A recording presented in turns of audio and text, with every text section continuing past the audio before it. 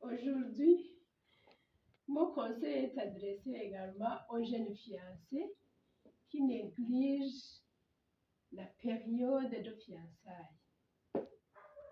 Beaucoup de foyers ont négligé cette période et succombent dans ces jours-ci.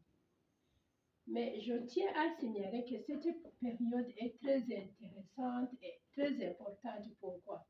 Parce que c'est la période où tous les partenaires doivent se connaître, ont intérêt de se connaître l'un de l'autre. Je le dis souvent parce que même dans de grandes sociétés, dans de grandes entreprises, on ne peut pas recruter le personnel sans faire l'interview. Il y a même des fois où on ne fait pas des tests écrits, mais on fait des tests oraux, juste pour connaître qui allons-nous engager. Et dans notre vie conjugale, les gens oublient que c'est un foyer qui va durer éternellement.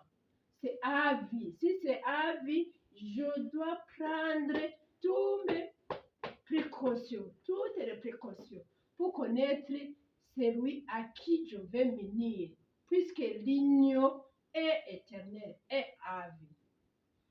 Aujourd'hui, je vais interpréter ça pour 3 raisons. La première raison, c'est que cette période de fiançailles, le garçon demande à la fille ce qu'il aime, ce que la fille aime. Et lui, à son tour, décrit à la fille ce que lui aussi aime. C'est à ce moment où on connaît si ce que j'aime, lui aussi aime. Si ce que je n'aime pas, lui aussi, il ne l'aime pas. Et comparer. Il n'aime pas ça, mais moi j'aime. Est-ce que je peux céder? J'aime ceci. Et lui n'aime pas ça. Est-ce qu'il va céder? Et puis vous discutez. Si vous trouvez qu'au départ, il n'y a personne qui cède dans votre discussion, sachez très bien que même à l'intérieur de votre foyer, il y aura toujours des bagarres. Le mari ne doit pas céder, vous et la femme ne doivent pas céder, et ça va créer tout le temps des combats. Et votre foyer sera comme un lieu de bagarre au lieu d'être un paradis. La deuxième raison pour cette période de fiançailles, c'est quoi? C'est dans cette période que si je fais des fautes, je regarde comment il réagit, comment il tolère.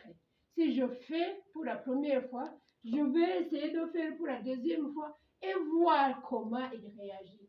Il peut ne pas réagir automatiquement comme il va réagir dans le foyer, mais cela va me montrer la qualité d'homme à qui je vais me donner. Et la troisième fois, il faut que les gens sachent des manies pour découvrir la vraie personnalité. Bien qu'il parle ça à la bouche, mais à l'intérieur, c'est quoi? Sa vraie personne, c'est quoi? Découvrir. Si tu ne découvres pas ton futur mari avant le temps, beaucoup de gens, après la signature, lundi, mardi, mercredi, ils découvrent qu'ils se sont trompés. Mais c'est déjà tard. Qu'est-ce que tu vas faire? Tu as déjà signé. Il fallait le découvrir bien avant de signer. Avant de signer. C'est à ce moment-là, la période de fiançailles, que tu te documentes pour connaître quelle est l'idée principale de la famille. Dans chaque famille, il y a des principes. Est-ce que cette famille, elle joue sur quel principe? Est-ce que cet principe, je vais accepter, je vais adhérer ou je vais faire quoi? Il y a des filles qui disent je vais changer, hein, il va changer. Non, prépare-toi avant la signature, puisqu'après la signature, ça sera trop tard. Imaginez-vous si tu étais une société et après le recrutement, tu découvres que c'est un criminel. Mais tu l'as déjà recruté, il a déjà un contrat. Ça veut dire que c'est toi-là qui sera redevable parce qu'il fallait le connaître bien avant le recrutement. C'est ça l'erreur de beaucoup de filles ou de beaucoup de garçons qui recrutent avant l'interview.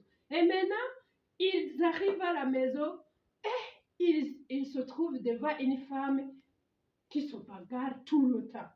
Ou bien les filles arrivent à la maison, ils se trouvent devant des maris criminels, des maris buveurs, des maris qui ont des comportements bizarres. Et ils regrettent si j'avais si. Mais il fallait faire une vraie documentation avant le temps.